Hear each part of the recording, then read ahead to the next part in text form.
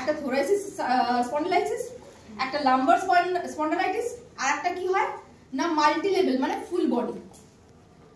Cervical হচ্ছে এই ঘাড় থেকে চলছে, তারপরে যেটা থোরাসিক চলছে সেটা হচ্ছে ঘাড়ের একটু নিচে মানে পিছের দিকে, তারপর যেটা লাম্বার চলছে সেটা একদম কোমরের দিকে, বোঝাতে পারছি? তারপর যেটা মাল্টি লেভেল চলছে সেটা শুরু হওয়া মানে আমাদের আর্থারাইটিস শুরু হয়ে যাওয়া, এবং সেটা মারাত্মক পরিমাণে। বোঝা গেল? হয় কেন হয় জানা আছে? স্পন্ডিলাইটিস কেন হয়? আমাদের বসার ধরনের উপর নির্ভর করে, আমাদের দাঁড়ানোর ধরনের উপর নির্ভর করে, আমাদের শোয়ার ধরনের উপর নির্ভর করে, এবং ভিটামিন ডি এর অভাবে হয়। বোঝা গেল? ভিটামিন ডি এর যদি ঘাটতি থাকে তাহলে স্পন্ডিলাইটিস হয়। আর কিসের জন্য হয়? কি কারণে হয় না আমাদের বসার যে পশ্চারটা, বসার যে ধরনটা সেটা যদি ঠিক না থাকে, দাঁড়ানোর ধরন যদি ঠিক না থাকে, এবং তার সাথে যদি আমাদের ভিটামিন ডি এর অভাব হয়, তাহলে পরে কিন্তু স্পন্ডিলাইটিস হয়। আর স্পন্ডিলাইটিসের লোকে বলে কোনো ওষুধ নেই, মানে ওষুধ থাকলেও ব্যায়াম করতে হয়। স্পন্ডিলাইটিস কি কিউরেবল? এটা কি কিওর হয়? যদি আমরা সত্যি ধরি তাহলে এটা কিন্তু কিওর হয় না। আমাদেরকে রুটিন মাফিক ব্যায়াম এবং রুটিন মাফিক আমাদেরকে আমাদের অ্যালডোজের সাপ্লিমেন্ট দিয়ে চলতে হবে, তাই তো? রাইট? তো ৫,৫০০ বছর আগে যে মুনি ঋষিরা ছিলেন তারা কিন্তু একটা জিনিসের উপর খুব জোর দিতেন, সেটা হচ্ছে যোগ ব্যায়াম, তাই তো? যোগ ব্যায়াম বা যোগাসন। যোগ ব্যায়াম আর আয়ুর্বেদ দুটো কিন্তু একে অপরের পরিপূরক।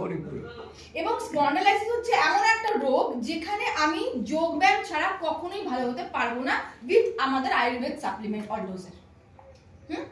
বুঝতে পারলাম যে একটার সাথে আমাদের চলছে যোগ ব্যায়াম এবং তার সাথে চলছে কিন্তু আমাদের অলডোজের সাপ্লিমেন্ট। আমি যোগ ব্যায়ামে পরে আসবো, আমি অলডোজের সাপ্লিমেন্টে আসি আগে। যদি কারো স্পন্ডিলাইটিস থেকে থাকে আগে জানতে হবে সেটা কি ধরনের স্পন্ডিলাইটিস। এই যে আমি 3 রকমের বললাম, সেই 3 রকমের মধ্যে ওটা পড়ে নাকি তার ফুল বডি রয়েছে? স্পন্ডিলাইটিসের আয়ুর্বেদ অনুযায়ী যে সাপ্লিমেন্ট যায় সেটা হচ্ছে কুরকুমিন, মানে আমাদের কুরকুম প্লাস। বুঝে গেল? এই দেখো আমার মোস্ট ফেভারিট প্রোডাক্ট এটা কুরকুমিন, যার মধ্যে রয়েছে সেটা কি আমাদের কুরকুম প্লাস, তাই তো? এই জিনিসটা কিন্তু আমাদের স্পন্ডিলাইটিসের উপরে যায়। আর একটা যে প্রোডাক্ট সেটা আজকে এখানে নেই, সেটা হচ্ছে অশ্বগন্ধা ট্যাবলেট। অশ্বগন্ধা দারুণ ভাবে আমাদের স্পন্ডিলাইটিসে কাজ করে, কিন্তু স্পন্ডিলাইটিস রোগের একটা বড় দিক হচ্ছে এটা শুধুমাত্র সাপ্লিমেন্টের উপরেও নির্ভর করে না, এখানে কিন্তু ব্যায়ামের প্রয়োজন আছে।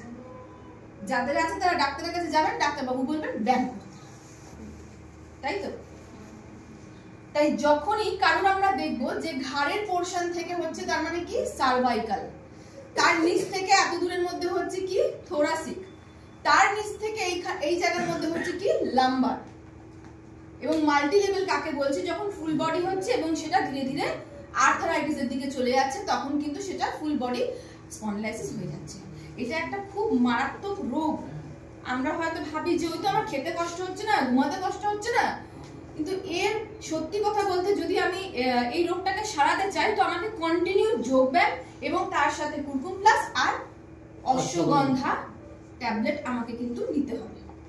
ওই যে জীবনের যে শক্তি, সেই হচ্ছে জীবন শক্তি, তাই না?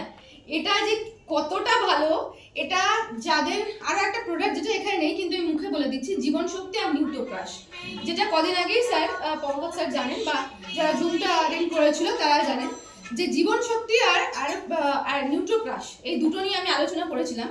জীবন শক্তি আর নিউট্রোক্রাশ হচ্ছে ক্রনিক যাদের হাঁপানি আছে, শ্বাসকষ্ট আছে, যারা ইনহেলার নেয় তাদের জন্য একদম জীবনদায়ী প্রোডাক্ট হচ্ছে এই জীবন শক্তি আর নিউট্রোক্রাশ।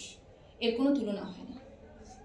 যাদের ওই যে অনেকে আছে না যে ইনহেলার নেয়, অনেকে আছে শ্বাসকষ্ট হয়, অনেকে আছে একটু হাঁপিয়ে যায়, তাদের জন্য জীবন শক্তি আর নিউট্রোক্রাশ ক্যাপসুল মারাত্মকভাবে যাবে। জীবন শক্তি যদি আমরা সাধারণ মানুষরা প্রত্যেক দিন নিই, এই পুরো শীতকালটাতে ঠান্ডা ঠাও লাগবে না কারো, সিরিয়াসলি একদম কারো সর্দি কাশি লাগবে না যদি আমরা জীবন শক্তি 1 চামচ করে প্রত্যেক দিন নিই।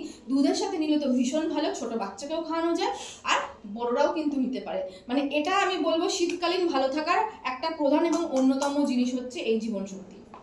আর যাদের ক্রনিক ঠান্ডা লাগা আছে তাদের ক্ষেত্রে তো যাবেই, এবং যাদের শ্বাসকষ্ট বা অ্যাজমা ইনহেলারের ব্যাপার আছে সেক্ষেত্রে নিউট্রিপ্লাস আর জীবনশক্তির কম্বিনেশন দারুণভাবে যাবে। বোঝা গেল?